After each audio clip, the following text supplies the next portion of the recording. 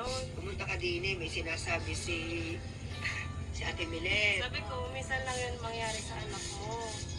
Sana nagpaalam ka na lang mag-day off kasi payag naman ka ako si Ate Judith na makipagpalit sa'yo kasi alam na may event ang anak mo. Sabi niya po, okay lang. Ang sa akin po kasi ano lang, once in a lifetime lang yan mangyayari sa buhay ng anak natin. Gusto mong manood? Bakit? Alam naman po, na nasa trabaho.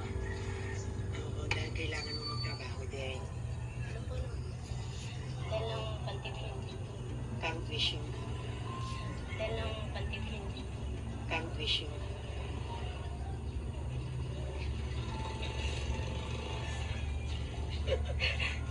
Bakit ba ito?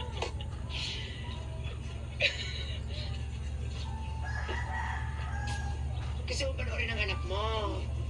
Ayos lang po sa kanya, nagpaalam lang po. Alam din po naman niya. Naintindihan po naman niya.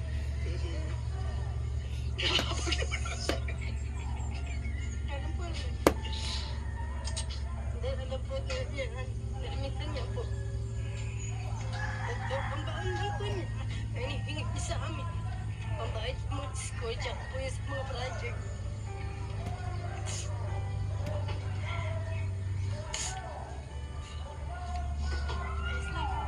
Iceland?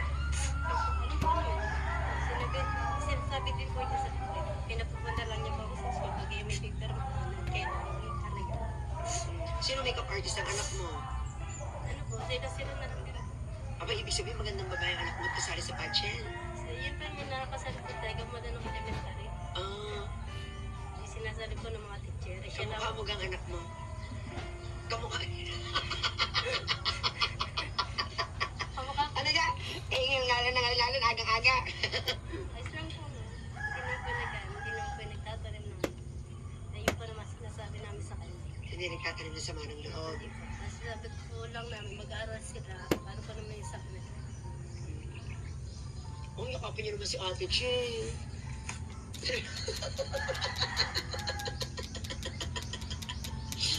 Lahat na ikaw.